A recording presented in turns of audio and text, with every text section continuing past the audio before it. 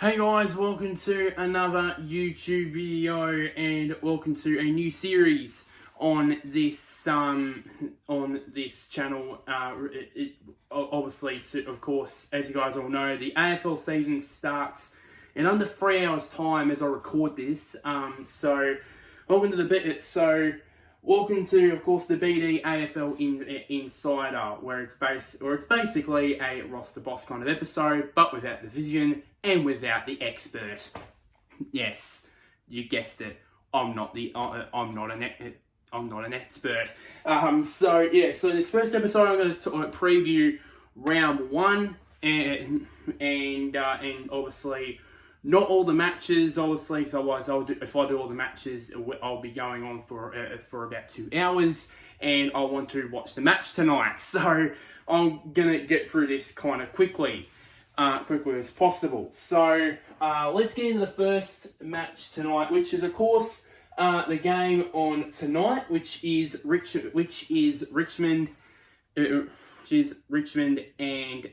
Carlton tonight. So obviously these two sides had contrasting periods in the trade period. Obviously, Richmond getting Taranto and Hopper, and then obviously Carlton strengthening their depth in their midfield with Blake Acres as well. So the key matchups here, of course, the battle of the mids. So obviously, of course, as of I'm recording this right now, the squads for all the other 8 matches have not been announced yet. These ones are. So it's obviously going to be these 5 midfielders versus these 5 midfielders. You can see why Acres was bought from Fremantle over to the Blues, to strengthening their midfield now that Sam Walsh is going to be out for at least probably the first part of the season, just to strengthen their depth there. And obviously, of course, you got Hopper. Of course, you got the Richmond midfielders in there. Obviously, of course, you know. Some of these have not in terms of the lineup, have not started in the midfield, but I'll assume they'll go into the midfield at some stage, one way or another. Of course, Dusty's been named at full forward. So I wonder if I know Dusty has not been in good form. For a while, for the latter half of 2022. Since he returned from that hamstring injury, hasn't been at his best. But from what I've heard, he is slowly getting back to his best, and hopefully goes well. There, obviously, Taranto, he impressed in his practice game in the loss in the practice game against Melbourne, and then obviously you got the former skipper Trent Cotchin and Marlon Pickett, who's been named currently on the bench. And then obviously, said we don't need to get through to Carlton on that one. The battle of the key forwards. Obviously, Revolt and Lynch versus Curnow and Mackay, the 2 Coleman medalists in the last 2 years. Obviously, Mackay in 2021 and Curnow in 2022. Which one of those will be doing the free-peat, be making the free-peat for Carlton in terms of the Coleman medal? I think it'll be quite obvious who's going to match up with Revolt and Lynch. Obviously, at some points you'll have Martin going to the midfield at times. So who will match up on these two? I would assume Wietering will take one of these two, and the other I'm not quite so sure about that. But yeah, it's the same as well for the Blues. Who's going to take Curnow? Who's going to take Mackay? In my opinion, I have a feeling that I don't want to say the wrong player because otherwise I say a player and then they're not even going to be playing tonight. But I have a feeling I really don't know who's going to be playing with Curnow or Mackay, but hopefully they do well against those, because those two at their best, they can be really damaging for the Blues. A stat here. I'm going to do this at least every round or so. Hope you receive a stat or so every round. So back to back fast start Blues. The last time that Carlton has won back to back season openers was 2010 and 2011.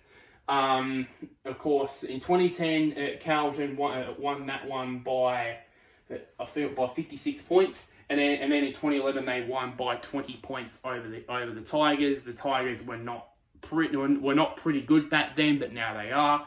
And down the bottom here, today it is 4,375 days since Carlton won the last time they had won back-to-back season openers. It's a bit of a stat there for you statistical people out there. So that was the last time. 12 years was the last time they won back-to-back AFL season openers, which is basically the norm now for Carlton and Richmond. And I'll get to me tips later, really. Get to my tips later. Who I'm going to tip this for this week and this weekend's matches. Moving on to Friday night. That's going to be an absolute ripper again at the G. We have the reigning premiers Geelong play against the surprise packet from 2022 in the Collingwood Football Club. Obviously, these two, Collingwood were very heavily recruited very heavily in the trade period. Obviously, recruiting Tom Mitchell. Who else was there? Frampton, Bobby Hill. I'm not going to name all of them because otherwise we'll be here forever. And also as well, some much needed recruits for Geelong. Obviously, a lot of youngsters in there like Oliver Henry, younger brother of Jack, who's not going to be playing for at least the first part of the season with that foot injury in that practice game against Hawthorn, and obviously the man on the screen right now, Tanner Bruin, going from GWS, who is a former Geelong Falcons footy factory man, as BT would say. So the key ones here is the Jezza Hawk versus the new captain and the recruits. So I would assume, because the lineups have not been announced yet, that I would assume that Frampton, will be the one that will be the second key back, alongside new skipper Darcy Moore. But it's going to be a tough job for these two because they have to verse probably the best key forward duo in the competition. Both of these at their best can be very, very damaging. Very damaging. As it proved throughout most, if not all, of 2022. Probably they were the reason why they ended up winning the flag last year. I wonder if Frampton is going to do a sort of Jordan Roughhead kind of role, where he operates at full back and then it lets Darcy Moore operate from centre half back. Maybe, I don't know. Or maybe they just swap around. Maybe Moore operates more deep in the goal square while Frampton operates from centre half back. Or, you never know, Frampton might be in a different position. He might go into the forward line. You never know. Never know what Craig McRae is going to do. So that one is going to be a good matchup. As to this, a 2-on-1 ruck battle. Not the last time we'll be seeing that in round one this week. this is one of the, if not the main problem for Collingwood this year, since they got rid of Brodie Grundy, which we'll talk about later with Big Brodie. Who's going to be versing Reece Stanley? Will it be Mason Cox? Will it be Darcy Cameron? If I was Craig McRae, I would probably say Darcy Cameron. Darcy Cameron, but you never know. Probably he might end up putting Coxie in the ruck. Because the problem is these two are not Brodie Grundy. They're not Brodie Grundy type players. So that is obviously going to be a massive problem, and obviously in terms of their midfield, obviously they strengthened with Tom Mitchell, but they've still got side bottom. Pendlebury, he at some stage might operate through the midfield. De Goey as well. And then on the other side of things, you've got Dangerfield. And then all those type of players. That's probably the worry is now that Selwood is gone. Dangerfield, as of course being the leader and Selwood obviously being the new captain, he would have to be operating for them in around the middle. But the ruck battle would be interesting to see who out of Cox or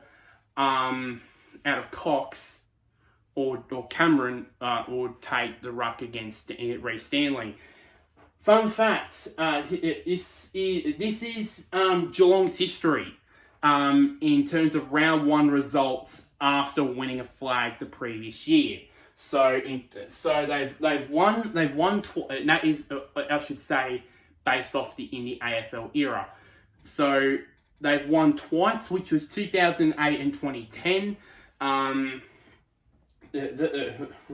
The first 2008 being in the grand final rematch against Port Adelaide.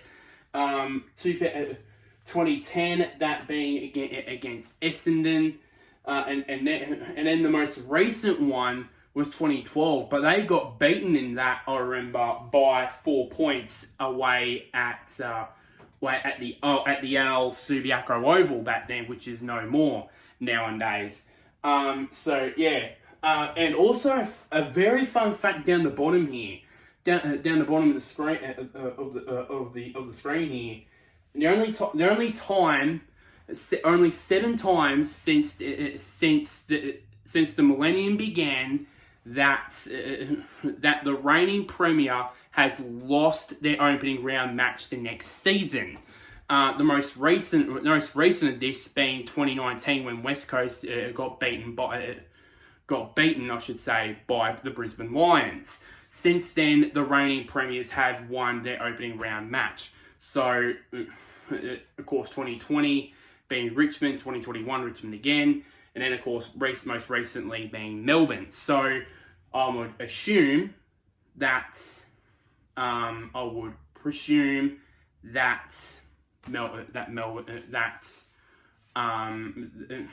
Geelong will be hoping to keep that going.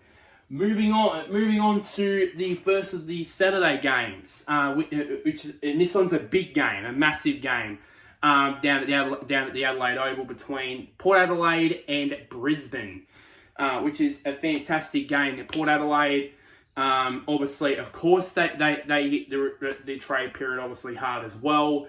Recruiting the guy on the screen right now, Jason Horne-Francis. They recruited Junior Rioli, and I think another. I can't remember who it was, but yeah. So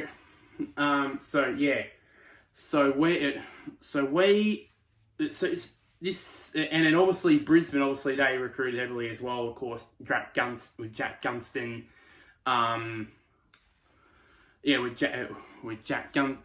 Gunston, man on the screen right now, Josh Dunkley, and then obviously in the draft, father-son duo Jasper Fletcher, and a known kid by the name of Will Ashcroft. I don't know if any of you guys heard of him. Apparently he's won everything that there is in the under 18s, and he's come in as possibly the outright favourite for the Rising Star this year. Yeah, that guy. So it's these two teams are looking to start the season on fire, quite literally. Battle of the midfield Bulls. I immediately put in Sam Powell-Pepper, obviously, because of course he's such a big size, and obviously him partnering up with Ollie Wines, and then obviously the new duo, of course, Josh Dunkley and of course Lachie Neale. He doesn't look like a bull. But he plays like a midfield bull. Let's just put it that way. So I think the battle in the midfield, I believe, is probably going to be where it's probably going to be won or lost, I think, in my opinion.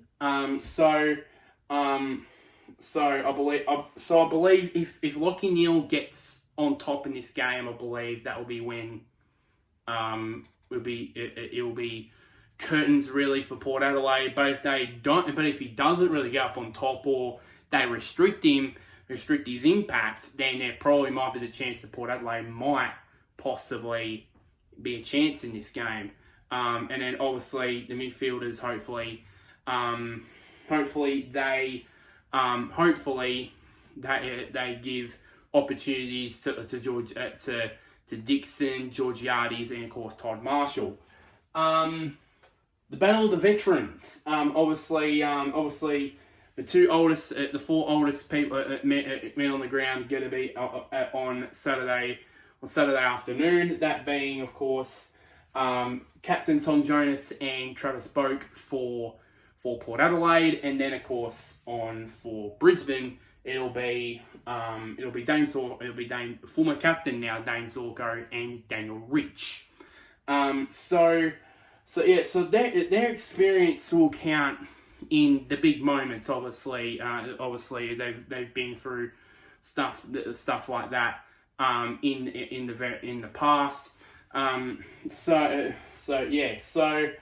that will be a big battle, but not as big as this. The battle of the young guns. It will be massive. Obviously, on the left, of course, no introduction. These two, Connor Rozee, Zach Butters, Xavier Dersma, the Arrow. I just wanted to do that, by the way. Excuse me, and Mitch Georgiades. And then on the other side of things, you've got Jasper Fletcher, Will Ashcroft, Zach Bailey, and Noah Ainsworth in there as well. It's going to be massive. Now, obviously, it's not been confirmed. It's been obviously confirmed that Will Ashcroft will debut in round 1, but we still don't know if Jasper Fletcher is going to debut. I would assume that he is, but maybe he won't. So if it comes out, if you watch this video after the rest of the round squads come out and he's not debuting this weekend, then yeah, you can maybe not abuse me. But yeah, but these two probably will be. Of course, Zach Bailey, we all know what he can do. He can kick bags of goals. We all know what he can do, and also Ainsworth as well. How he can operate from the back line. So it's interesting to know how these youngsters are going to do when it comes down the middle of the Adelaide Oval. Fun fact, obviously, these are the round 1 history for both Port Adelaide under Ken Hinkley and Brisbane Lions under Chris Fagan. And a very good record at that for Ken Hinkley in the last 10 years. 8-2 their record is, and most of their wins most of their round 1 wins had them in finals. Obviously 2013, 14, 2017, but then obviously in the most recent years 2020, 2021. But also, fun fact here is that both times that they lost in round one, they did not make finals. Obviously, 2015, they came close to it in ninth, and then obviously the most recent one in 2022, where they started 0-5, which they caught fire late in the year, but obviously it was a bit too late in the end. Really. And then when you cross to Brisbane under Chris Fagan here, it's a bit even the sort of thing. Three wins and 3 losses. Obviously, it started up in 2017, obviously where they finished last. 2018, they lost round 1, so that meant that they finished 15th. Most of the season, they were on the bottom of the ladder in most of 2018. Then this is where the most successful period under Chris Fagan starts, where they won in that infamous game against West Coast. Then they lost. Lost in 2020 and 2021, but managed finals both or finished top 4 both those years. And then the most recent one being a win in 2022, but they ended up finishing 6th, but they ended up making a prelim. So yeah, those are the round 1 records for both Port Adelaide and Brisbane, and hoping one of which will continue on with that in 2023. Hopefully Chris Fagan has will get rid of the even Steven ledger of 3 wins, 3 losses. Will it be a 4th loss? Will it be a 4th win? Who knows? And then obviously will a great record in round 1 for Ken Hinkley continue? Finally, talk about the Saturday night game. Of course, back at the MCG. It'll be, of course, the grand finalists from 2021. The Western Bulldogs versus Melbourne versus the Western Bulldogs. Of course, Melbourne. Of course, we all know what they did in the trade period, getting Brodie Grundy, getting in, obviously, former Western Bulldogs player Lockie Hunter, and then obviously the Bulldogs getting in Liam Jones, and then obviously the man on the screen right now in Rory Lobb from Freo. That would be big, really. That's so to speak. So, battle of the gun midfielders. Obviously, battle between Oliver, Viney, Petrarca, and of course Lockie Hunter. Maybe include James Harnes in there. I don't know, really, but then obviously on the other side of things, look at that. Look at these names here. You got the Bont, you got Treloar, you got Libba, and of course you got the Basalenka, ladies and gentlemen.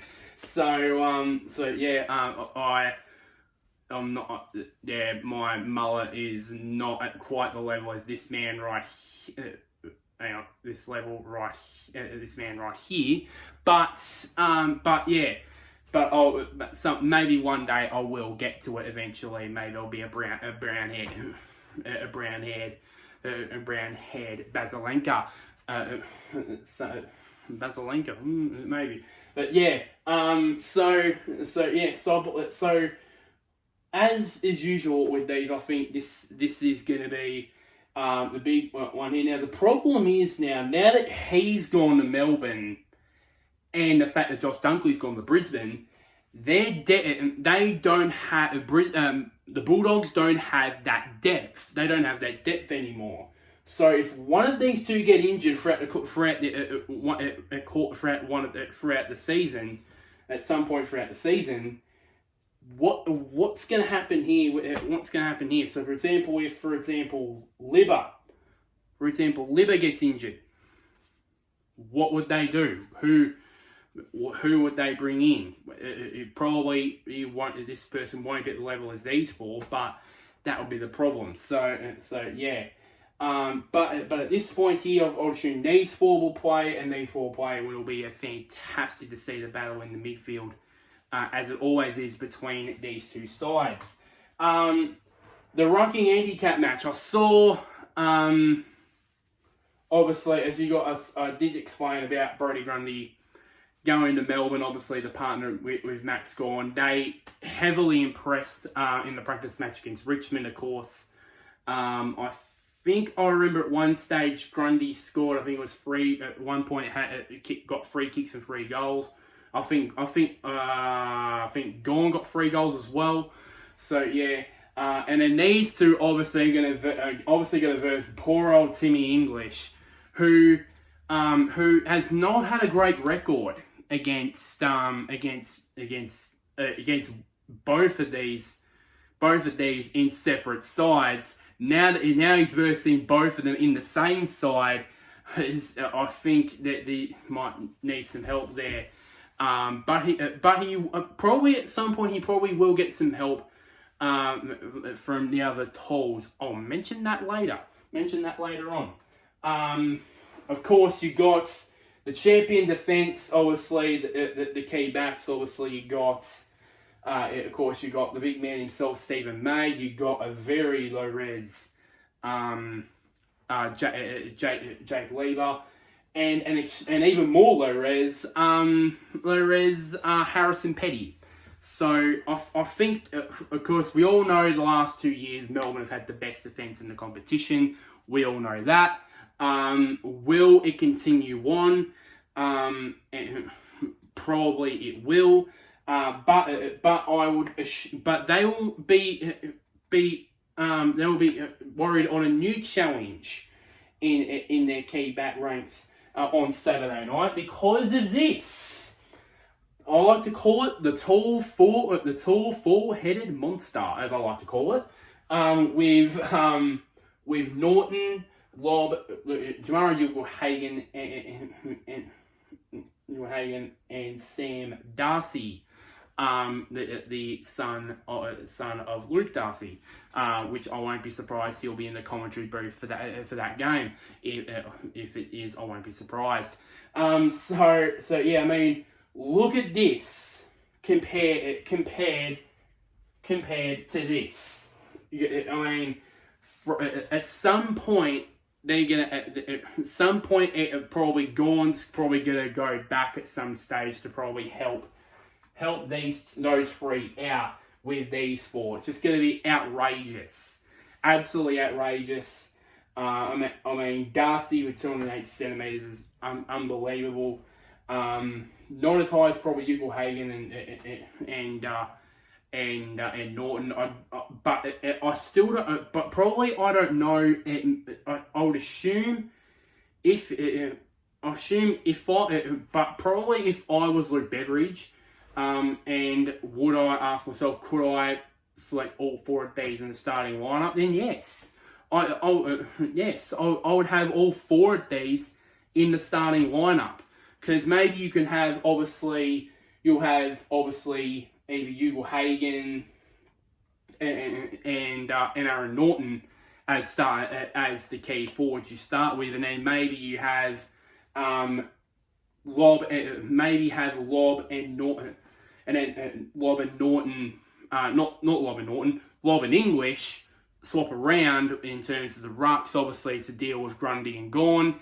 And then obviously you have Darcy, obviously, who might mix a little bit with these two. And I've seen in the practice match jump and run at the footy. It's pretty exciting, really, for Darcy for Sam Darcy to see.